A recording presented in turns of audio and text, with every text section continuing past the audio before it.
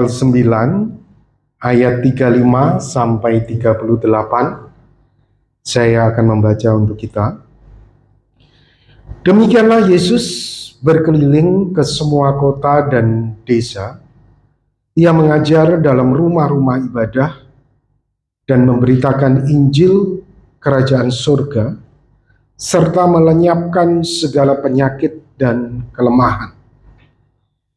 Melihat orang banyak itu, tergeraklah hati Yesus oleh belas kasihan kepada mereka.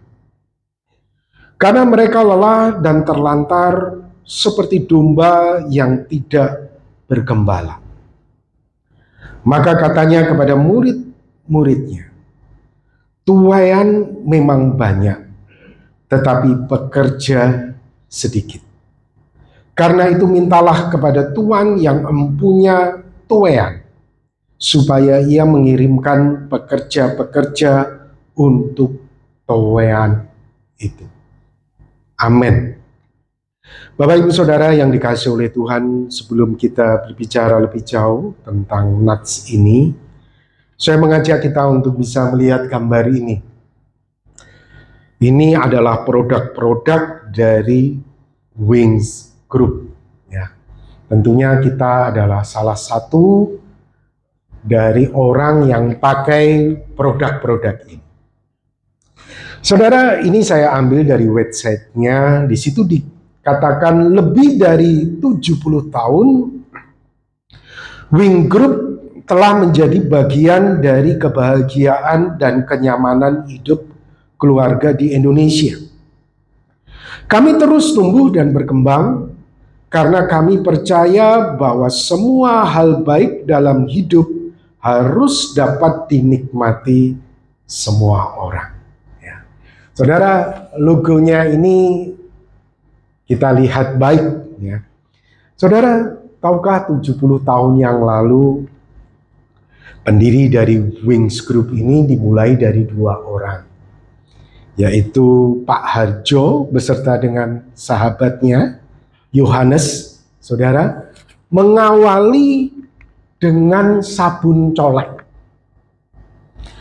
Mereka memproduksi sendiri, kemudian mereka jadi salesnya dari toko ke toko, warung ke warung, saudara. Setelah mereka melihat ada sambutan yang besar dari masyarakat, dia kemudian mengundang 6 orang untuk menjadi produksinya. Setelah itu, saudara, semakin besar dari sabun colek, saudara, terus berkembang. Tidak hanya 6 orang, saudara, ketika dapat sambutan dari masyarakat, orang yang terlibat di dalam timnya itu menjadi besar, dan jangkauannya juga semakin besar. Ya. Dan hari ini, saudara, dari sabun colek menjadi produk-produk yang kita bisa nikmati, saudara. Saudara, pentingnya tim dalam pengembangan, pentingnya tim dalam mencapai sebuah misi, saudara. Berbicara tentang usaha duniawi, itu pentingnya tim.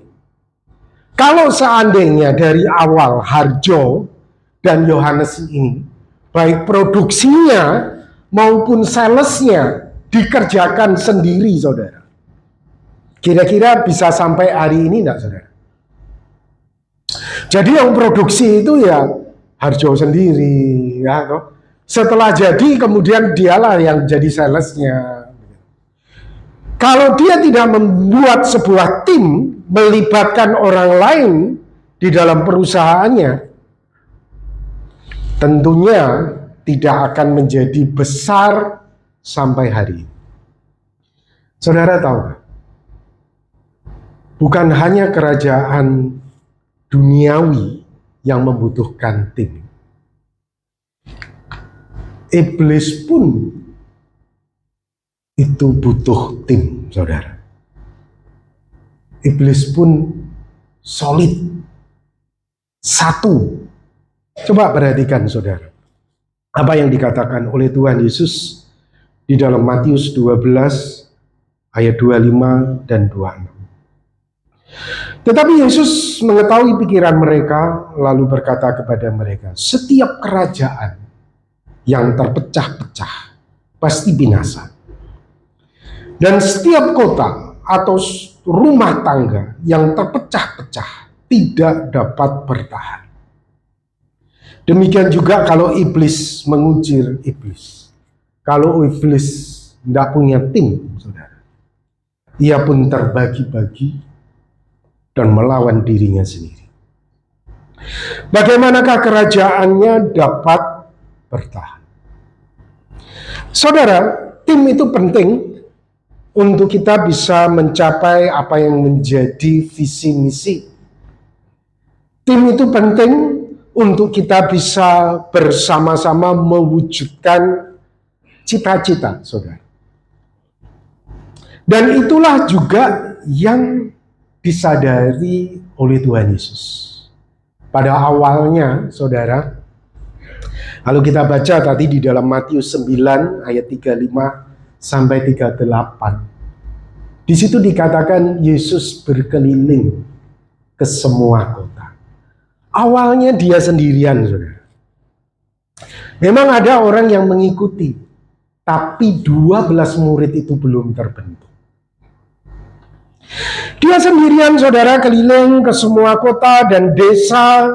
Ia mengajar dalam rumah-rumah ibadah dan memberitakan Injil kerajaan surga, serta melenyapkan segala penyakit dan kelemahan. Melihat orang banyak itu, tergeraklah hati Yesus oleh belas kasihan. Yesus menyadari sebagai seorang manusia yang merasakan haus dan lapar, dia tidak mungkin sendirian mengerjakan itu dari setiap kota dan desa.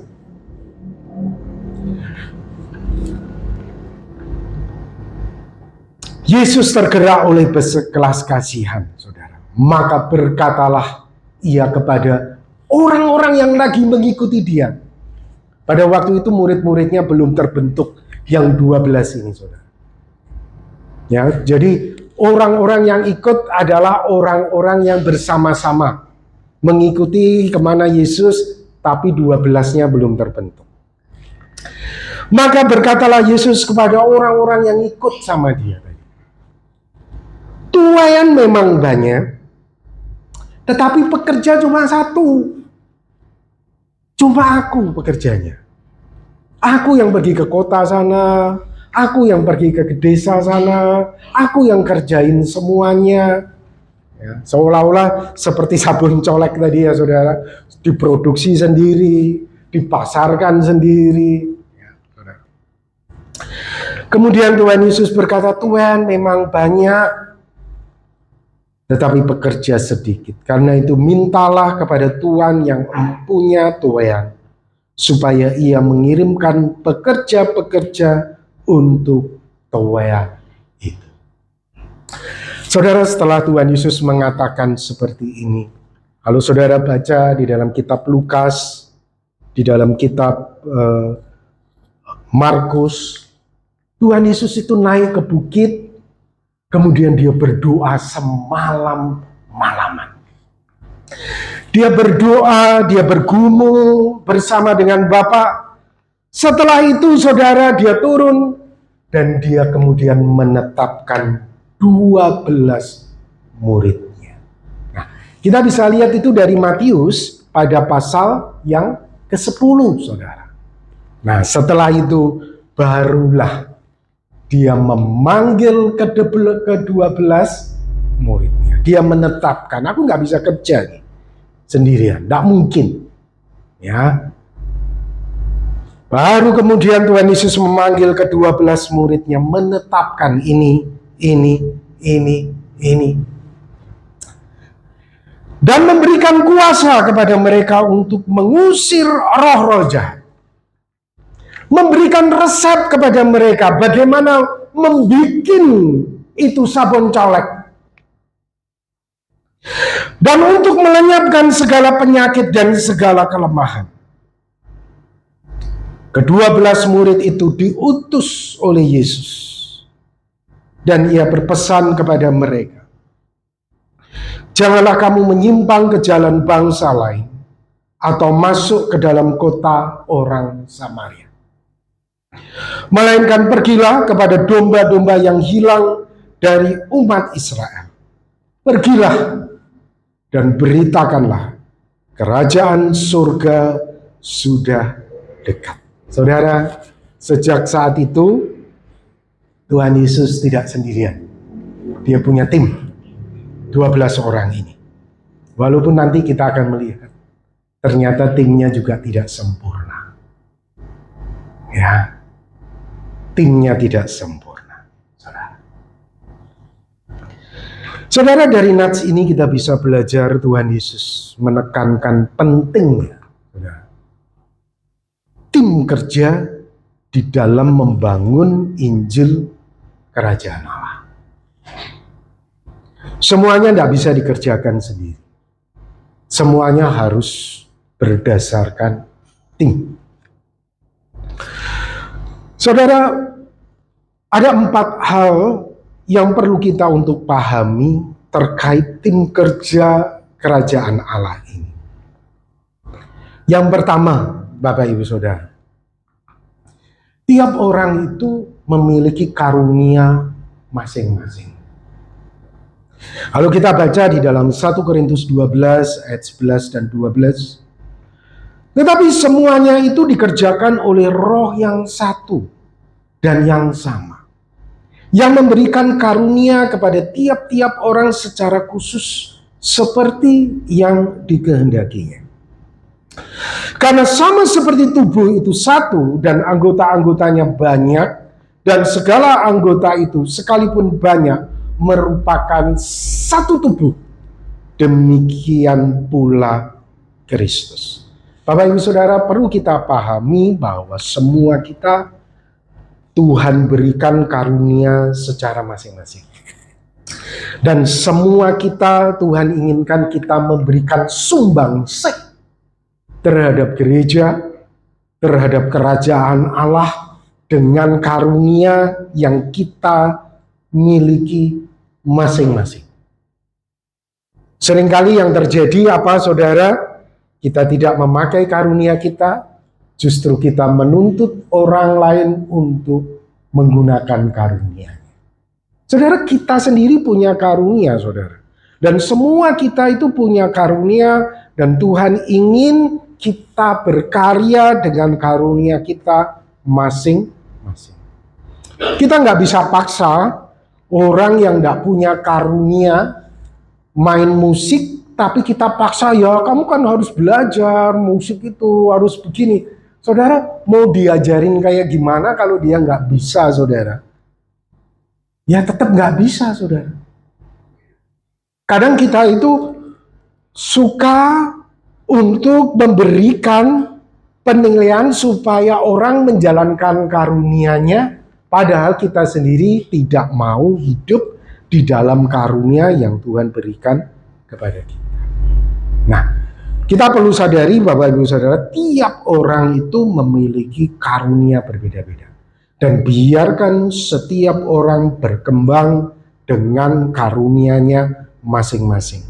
Sangat disayangkan jika Tuhan memberikan karunia kepada kita, tetapi kita tidak menggunakannya. Yang kedua, Bapak Ibu Saudara, yang perlu untuk kita pahami terkait dengan tim kerja kerajaan surga. Tiap orang itu memiliki kapasitas masing-masing juga. Ya. Ada orang punya karunia main musik, tapi kapasitasnya itu beda, saudara. Begitu dengar lagu, dia sudah bisa membaca notnya bagaimana. Dia langsung bisa. Tetapi yang satu lagi, saudara, begitu dengar lagu, dia tidak bisa notnya. Dia butuh waktu sekitar 30 menit untuk bisa memahami lagu itu, kemudian dia baru bisa memainkan. Saudara, kapasitas kita itu berbeda-beda. Ya. Dan kalau sudah kapasitasnya berbeda-beda, saudara, ya kita tidak bisa paksakan. Orang nggak bisa matematika, dia memang nggak punya karunia di matematika, kita paksa terus, ya nggak bisa, nggak maksimal, saudara. Walaupun dia tidak di matematika bagus, tapi Tuhan kasih dia karunia yang lain. Mungkin sosialnya bagus, atau hal-hal yang lain bagus. Saudara, jadi kita perlu pahami ya, bahwa setiap orang itu memiliki kapasitas yang berbeda-beda. Karunianya beda, kapasitasnya juga berbeda-beda. Yang ketiga, Bapak Ibu Saudara, tiap orang itu di dalam sebuah tim itu harus saling melengkapi. Kapasitasnya kan beda, saudara. Yang satunya besar, yang satunya biasa, satunya kecil. Saudara, kita yang besar itu memiliki kewajiban untuk bisa melengkapi yang kecil. Di dalam diri kita itu ada yang besar, saudara. Di dalam diri kita ada yang kecil. Demikian juga rekan kita. Di dalam rekan kita itu ada yang besar, di dalam rekan kita itu juga ada yang kecil. Dan semuanya itu harus saling melengkapi. Kalau kita baca di dalam 1 Korintus, ya Bapak Ibu Saudara, ayat 12, ayat 23 sampai 25, di situ dikatakan, dan kepada anggota-anggota tubuh yang menurut pemandangan kita kurang terhormat, kita berikan penghormatan khusus. Dan terhadap anggota-anggota kita yang tidak elok, kita berikan perhatian khusus. Hal itu tidak dibutuhkan oleh anggota-anggota kita yang elok. Allah telah menyusun tubuh kita begitu rupa, sehingga kepada anggota-anggota yang tidak mulia diberikan penghormatan khusus. Saudara, Rasul Paulus menganalogikan itu dengan tubuh kita. Dan Paulus juga mengakui, Alkitab mengakui, bahwa ada orang-orang dengan karunia dan kapasitas masuk golongan tidak elok, saudara. Masuk golongan nampak tidak mulia.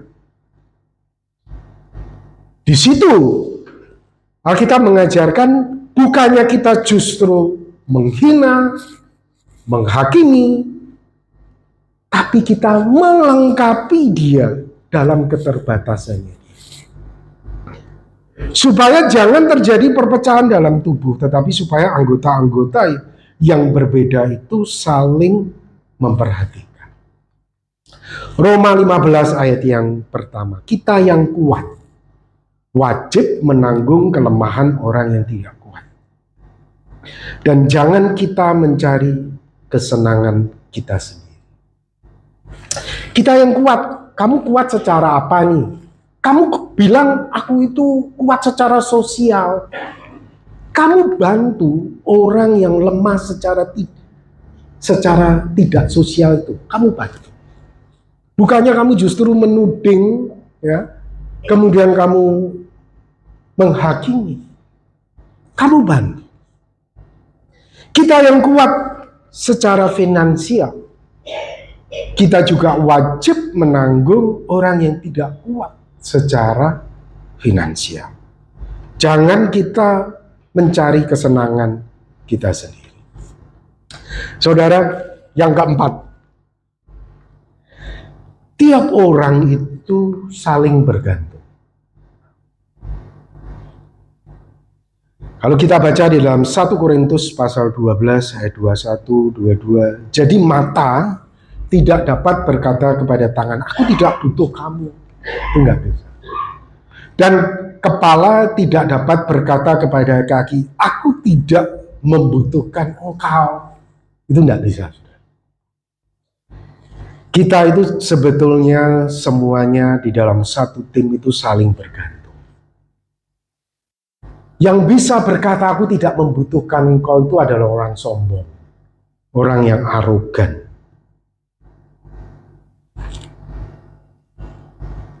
Dua-dua malah justru anggota-anggota tubuh yang nampaknya paling lemah, yang paling dibutuhkan. Saudara, kalau kita perhatikan ya, ada sebuah KKR yang besar yang dilakukan oleh hamba Tuhan yang besar. Saudara, KKR itu tidak akan terwujud, saudara, kalau tidak ada orang-orang tukang-tukang yang bikin panggung, yang pasang listriknya, saudara, yang pasang sound systemnya, ya, semua itu orang-orang di belakang layar yang nampaknya bagi kita itu paling lemah. Justru Injil itu membutuhkan kehadiran mereka, saudara, supaya orang yang punya karunia berhikmat, karunia pengetahuan ini bisa ngomong. Orang yang punya karunia hikmat, karunia pengetahuan, tanpa mereka, tanpa sound system, saudara, nggak jalan KKR itu, saudara. Jadi jangan kira kita pikir, oh kamu itu paling lemah. Udah, Alkitab jelas berkata justru yang paling dibutuhkan, yang paling dibutuhkan, yang di depan mimbarnya elok, saudara, betul. Yang di depan mimbarnya terhormat, betul, saudara. Tetapi yang bikin panggung itu, yang keringatnya keluar itu tadi loh, saudara, yang ketuk-ketuk, yang pasang listrik semuanya, sound systemnya, itu yang paling dibutuhkan. Supaya jangan terjadi perpecahan dalam tubuh. Sebetulnya, saudara, semua kita itu saling bergantung di dalam tim kerja kerajaan Allah.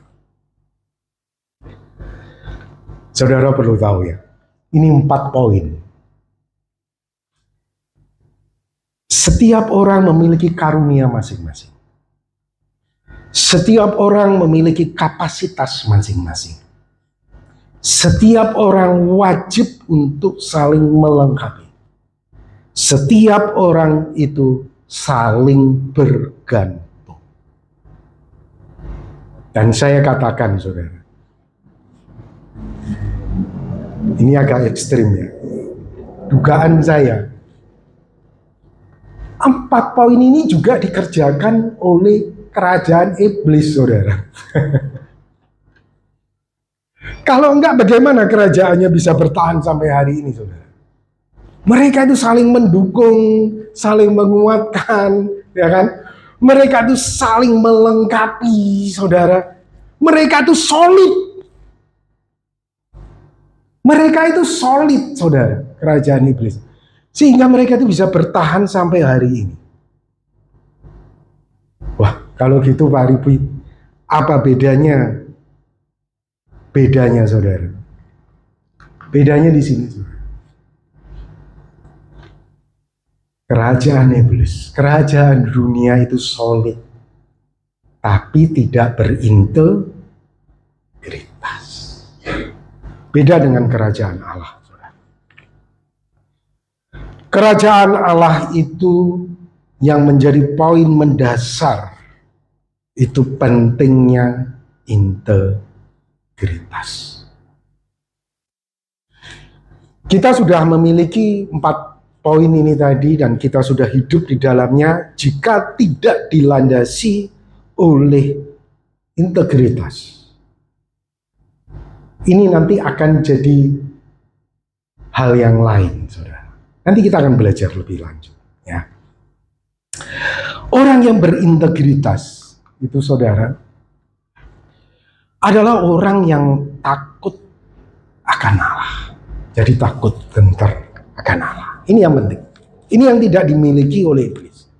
Iblis justru solid, saling melengkapi, saling menguatkan satu dengan yang lain, tapi melawan hukum-hukum Allah, melawan perintah Allah, tidak tunduk kepada Allah, saudara. Kalau kita kerajaan Allah, kita adalah orang yang berintegritas, orang yang takut akan Dia. Matius 10 ayat 28. Dan janganlah kamu takut kepada mereka yang dapat membunuh tubuh, tetapi tidak berkuasa membunuh jiwa. Takutlah terutama kepada Dia yang berkuasa membinasakan baik jiwa maupun tubuh di dalam neraka. Saudara, Tuhan Yesus ingin kita ini punya integritas, ya, takut akan Dia. Kita akan lihat, saudara, belajar dari Yusuf, kualitas integritas dari Yusuf. Satu hari Yusuf digoda oleh istri Potifar. Namun ketika Yusuf melihat kesempatan itu, dia senantiasa menolak. Dan dia berkata, bagaimana mungkin aku melakukan kejahatan yang besar ini dan berbuat dosa terhadap Allah. Saudara, sebetulnya saudara, kalau kita perhatikan, Yusuf bisa saja jatuh, dan ini menjadi rahasia mereka berdua. Tetapi Yusuf menyadari ada mata besar yang sedang mengamati dia. Mata yang tidak dilihat oleh manusia. Dan Yusuf berkata, aku tidak mungkin melakukan kejahatan yang besar dan berbuat dosa terhadap Allah. Saudara, ini integritas luar biasa dari Yusuf. Yusuf baik bukan hanya ketika di depan orang. Yusuf baik ketika nggak ada orang yang melihatnya. Ini integritas yang harus kita miliki. Ada orang, saudara, nampaknya itu baik. Ya kalau kelihatan sama orang, dia nggak curang, dia nggak menipu, semuanya tuh bagus gitu. Tapi kalau nggak ada yang tahu, saudara, wah, udah curang, nipu semua. Itu bukan integritas yang Tuhan inginkan. Itu integritasnya siapa, saudara? Itu integritasnya ahli Taurat dan Farisi, saudara. Mereka bagian dari kerajaan kerohanian Yahudi. Mereka menjadi sebuah tim yang solid, saling mengisi, saling menguatkan satu dengan yang lain, kompak, saudara. Tapi kualitas integritas mereka itu, semua pekerjaan yang mereka lakukan hanya dimaksudkan supaya dilihat orang. Jadi semuanya itu tampak di luarnya saja, saudara. Tampak baik, tampak rohani. Tapi kalau nggak ada orang, nggak ada yang lihat, saudara, habis sudah berantakan. Jadi kualitas ibadah mereka bagaimana, saudara? Kita perhatikan di dalam Matius 23 ayat 14. Celakalah kamu, hai ahli-ahli Taurat dan orang-orang Farisi, hai kamu orang-orang munafik. Sebab kamu menelan rumah janda-janda, sedangkan kamu mengelabui mata orang itu dengan doa yang panjang-panjang. Jadi kamu itu perilaku rohanimu itu cuma mengelabui saja. Kamu hanya mau tampil saja, tampak bagus, tampak baik. Ini perkataan Tuhan Yesus juga di dalam Yohanes 5 ayat 44. Bagaimana kamu dapat percaya, kamu yang menerima hormat seorang dari yang lain? Jadi fokusnya itu cuma takut kepada manusia, cari di depan manusia, dan tidak mencari hormat yang datang dari Allah yang Esa. Jadi Bapak Ibu Saudara, di sini kita melihat, saudara, kita harus memiliki kualitas integritas itu seperti Yusuf. Bukan hanya di depan, tapi juga di belakang. Kita itu ada mata yang melihat, ada mata yang mengawasi. Itu integritas yang Tuhan ingin kita miliki, saudara. Tanpa integritas, saudara, anggota tim kerja itu akan jatuh dalam hidup konsumer, saudara. Apa itu konsumer? Konsumer itu cuma nerima aja. Dia memang menjadi tim, ya. Wah, tapi cuma nerima saja, saudara. Nerima aja, nggak ada memberi itu, nggak ada. Kisah Para Rasul 20 ayat 35b. Mengingat perkataan Tuhan Yesus, sebab ia sendiri telah mengatakan adalah lebih berbahagia memberi daripada menerima. Konsumer itu gimana sih? Konsumer itu saya analogikan seperti parasit. Jadi dia bukan bagian dari tumbuhan ini, pohon ini, tapi dia nempel di sini. Dia cuma nyedot nutrisinya, vitamin-vitaminnya yang seharusnya dapat ke daun-daun ini, saudara, yang seharusnya membuat subur, itu disedot sama parasit ini, saudara. Nah, bagaimana Alkitab menganalogikan gaya hidup konsumer ini atau parasit ini? Alkitab menyebutnya itu sebagai lalang. Lalang yang tumbuh bersama-sama dengan gandum. Cuma nyerap nutrisi dari bumi. Ya, nerima aja. Tapi tidak ada biji gandum yang bisa dinikmati oleh orang-orang di sekitarnya. Dia cuma tampil saja. Wow, keren. Oh, baik ya orang itu. Wow, rohani ya orang itu. Wow, itu orang keren ya. Dia cuma tinggi besar aja, saudara. Ya, ini seperti lalang ini tinggi besar. Tapi beda, saudara, kalau gandum itu semakin tinggi, semakin tua, saudara, dia semakin menunduk. Kalau ini semakin tua, saudara, semakin meninggi ini. Ya, semakin wow, keren, hebat gitu ya. Suatu hari musuh-musuh ini kan melempar lalang di ladang gandum. Kemudian hamba-hambanya ini datang kepada yang Tuhan, apakah aku akan cabut itu lalang-lalang? Tapi tuannya berkata apa? Jangan kamu cabut. Kalau kamu cabut lalang-lalang itu,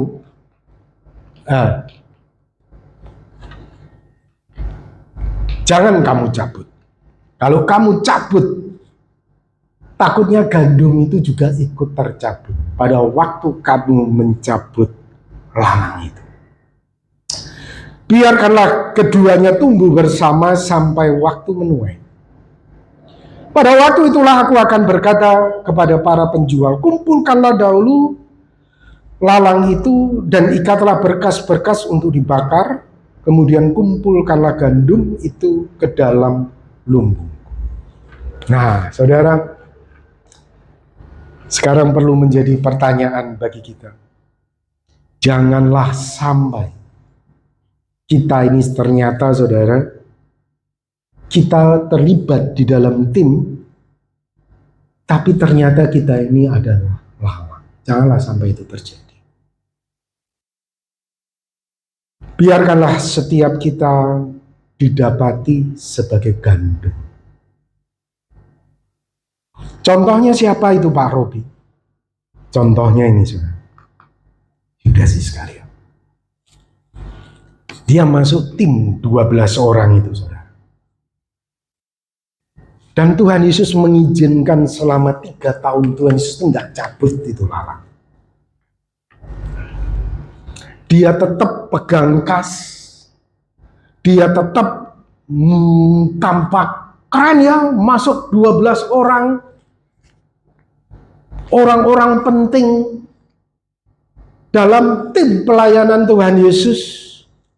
Satu hari, saudara, Maria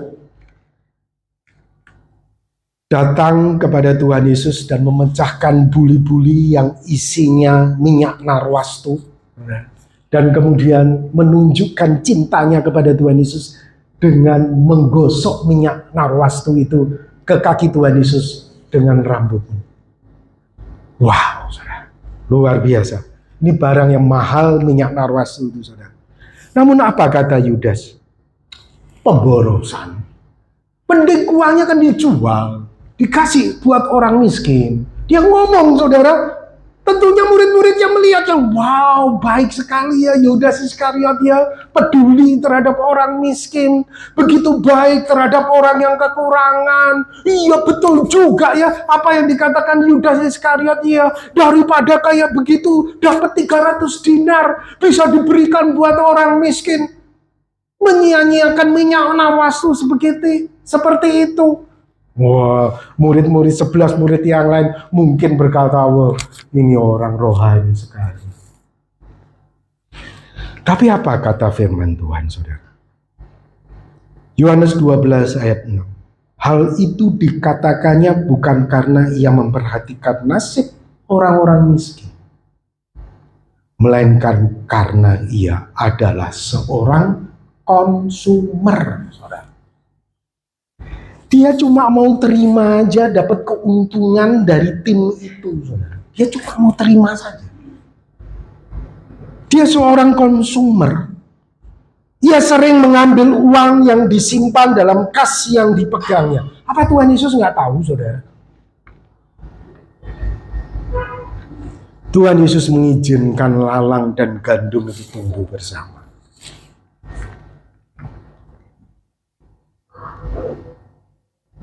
Dan tentunya orang Farisi dan ahli Taurat itu juga adalah tim keagamaan yang konsumer. Matius 6 ayat 1 dan 2. Ingatlah, janganlah kamu melakukan kewajiban agamamu di hadapan orang supaya dilihat mereka. Karena jika demikian, perhatikan Bapak Ibu Saudara, jika kamu lakukan kewajiban agamamu di depan orang supaya dilihat orang, supaya dipuji orang, supaya kamu konsumer itu tadi, kamu dapat, kamu nerima aja. Kata firman Tuhan apa? Kamu tidak beroleh upah dari Bapamu yang di sorga. Jadi kamu ketika konsumer itu, kamu Bapak, ya udah, kamu nggak dapat udah. Untuk nanti sudah nggak dapat. Coba kita lanjutkan ayat yang kedua, saudara. Jadi apabila engkau memberi sedekah, janganlah engkau mencanangkan hal itu seperti yang dilakukan oleh orang munafik di rumah-rumah ibadah dan di lorong-lorong supaya mereka dipuji orang. Aku berkata kepadamu, sesungguhnya mereka sudah mendapat upahnya. Nah, mereka sudah dapat upahnya. Jadi nanti kalau ketemu Bapak di surga, Bapak akan berkata, kamu kan sudah dapat upah kamu. Oh Tuhan, bukankah kami bernubuat demi namamu dan mengusir setan demi namamu dan mengadakan banyak mujizat demi namamu loh. Keren ya Bapak Ibu Saudara, demi namamu. Dan saya katakan berdasarkan nats ini, saudara, kamu kan sudah dapat upah kamu. Kamu gak ada bagian lagi. Kamu sudah dapat upahmu. Saudara, hari-hari ini dalam zaman yang modern, zaman serba canggih ini, saudara, fenomena gereja-gereja mega church itu menggelora di mana-mana. Saudara, ada berita yang menarik. Ini berita tahun 2018, saudara. Beritanya berkata ini. Saya ganti sedikit kata-katanya ya, supaya lebih enak untuk kita dengar. Wow, inilah 10 tokoh agama terkaya di dunia. Punya 4 jet pribadi, jemaatnya politisi dan pebisnis. Wow, saudara. Koleksi jam tangan, koleksi mobil-mobil mewah. Saudara, saya kira tidak mencerminkan kehidupan para rasul awal. Ketika Petrus melayani orang-orang, emas dan perak nggak punya. Apa yang kupunya kuberikan kepadamu. Saudara, tokoh-tokoh agama ini, saudara, dikhawatirkan ya, ketika nanti ketemu sama Tuhan. Bapak itu berkata, kamu kan sudah dapat upahmu.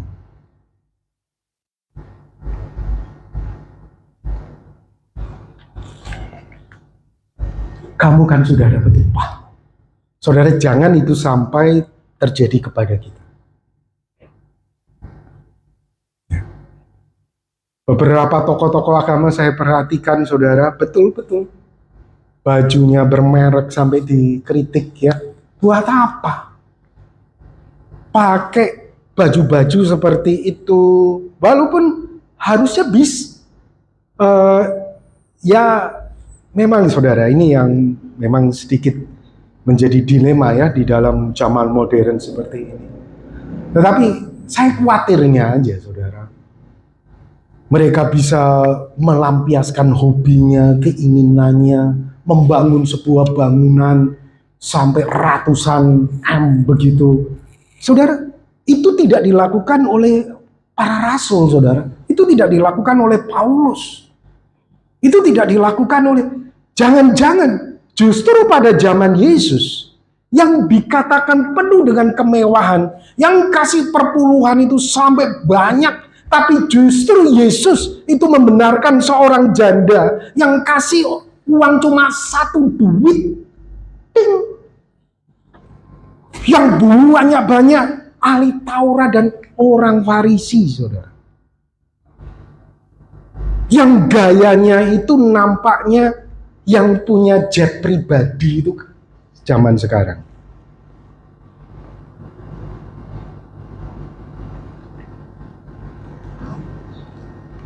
Coba kita perhatikan, saudara, bagaimana Tuhan Yesus memulai pelayanannya. Dia tidak memberikan teladan bagaimana mereka itu hidup dalam kemewahan dunia. Para rasul tidak meneladankan itu sama sekali. Kita lihat saudara, pertama kali pada waktu Tuhan Yesus membangun, kalau bahasanya grup Wing tadi itu sabun coleknya tadi ya. Ini Bapak-Ibu saudara. Dan aku pun berkata kepadamu, ini kata-kata Tuhan Yesus kepada Petrus, engkau adalah Petrus, dan di atas batu karang ini aku akan mendirikan jemaatku, dan alam maut tidak akan menguasainya. Tuhan Yesus tidak mendirikan agama Kristen, ya. Tuhan Yesus mendirikan gereja. Dan di atas batu karang ini aku akan mendirikan jemaatku, dan alam maut tidak akan menguasainya. Kepadamu akan kuberikan kunci kerajaan surga. Apa yang kau ikat di dunia ini akan terikat di surga, dan apa yang kau lepaskan di dunia ini akan terlepas di surga. Sebelum Tuhan Yesus naik ke surga, Tuhan Yesus mendekati para muridnya dan berkata, kepadaku telah diberikan segala kuasa di surga dan di bumi. Karena itu pergilah, jadikanlah semua bangsa muridku, dan baptiskah mereka dalam nama Bapa dan Anak dan Roh Kudus. Dan ajarlah mereka melakukan segala sesuatu yang telah kuperintahkan kepadamu.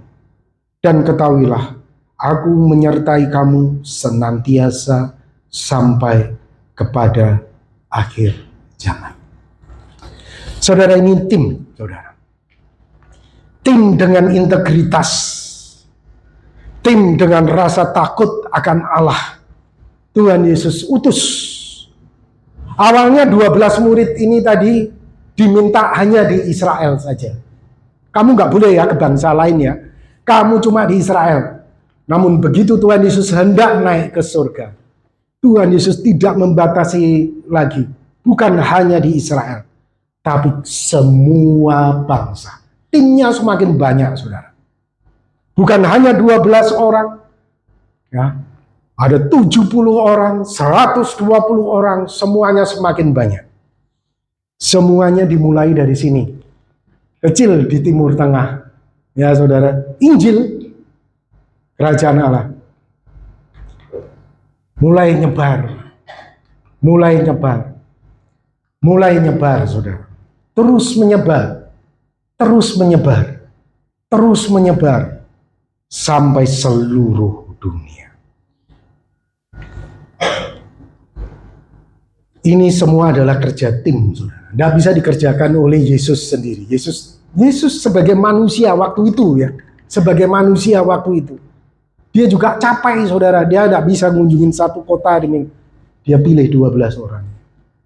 Kalau sekarang setelah Yesus ada di surga, tentunya dia menyertai kita semua murid-muridnya di dalam kita memberitakan Injil Kerajaan Allah. Dia ada bersama-sama dengan kita. Dan Injil terus tersebar. Ini semua tim, saudara. Tim. Saudara, saya akan akhiri firman Tuhan ini dengan kedatangan Paus beberapa waktu yang lalu. Menarik ya, saudara. Yang paling dikagumi baik orang Katolik, orang Kristen maupun orang-orang non-Kristen, saudara, itu kesederhanaan dari Paus.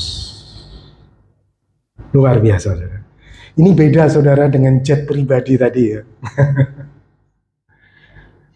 Saudara, jadi Gereja Katolik itu meyakini, saudara, Petrus itu sebagai paus yang pertama. Jadi dasar dari Gereja Katolik itu Matius 16 ayat 18-19 tadi, saudara. Ya. Memang kalau kita melihat sejarahnya paus, saudara, itu tidak semuanya baik, saudara. Tapi puji Tuhan, Paus Fransiskus ini, saudara, dia memilih hidup sederhana. Pakai jam tangan yang sederhana. Mungkin lebih bagusan jam tangan yang kita punya daripada jam tangan dia, saudara. Ya. Kalau dilihat kayak jam tangan anak-anak ya, saudara. Ya. Padahal dia itu bisa sebetulnya, saudara. Ya. Ini adalah paus yang ke-266. Memang, saudara, sejarah paus ini panjang ya.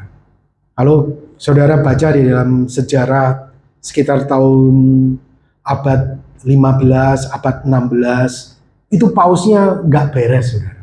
Punya selir, punya anak, tapi tidak diakui, tapi sembunyi-sembunyi. Hidup dalam harta, gereja ada korupsi, terutama masalah indulgensia, yaitu surat pengampunan dosa. Itu paus, memang dalam sejarah itu tidak semua paus itu bagus. Ya, itu nggak heran kemudian Martin Luther protes. Martin Luther itu sebetulnya adalah seorang biarawan, saudara, seorang romo, seorang pastor. Tapi dia melihat pausnya aja nggak beres, gereja juga nggak beres, semua nggak beres, makanya dia kemudian menentang kebijakan-kebijakan gereja, terutama salah satunya surat pengampunan dosa. Ya. Tapi kita belajar, saudara, dari paus yang hari ini ya luar biasa. Saudara, kita adalah bagian dari tim itu. Mari kita belajar, saudara, untuk kita hidup dalam integritas. Kita hidup juga dalam kesederhanaan. Kita bukan hanya tampak baik di luar, tapi kita juga baik di belakang layar. Amin. Mari kita akan berdoa bersama-sama. Tuhan, kami bersyukur untuk berkat dan kemurahan yang Tuhan berikan kepada kami, sehingga pada pagi hari ini kami bisa belajar dari firman-Mu tentang pentingnya tim kerjasama. Tolonglah kami ya Tuhan, untuk kami bisa hidup di dalam takut akan Engkau. Ketika kami menjalankan tugas-tugas kami, pelayanan kami, sebagai tim kerajaan. Berkatilah gerejamu dan berkatilah kami semua. Di dalam nama Tuhan Yesus Kristus kami berdoa. Amin. Saya kembalikan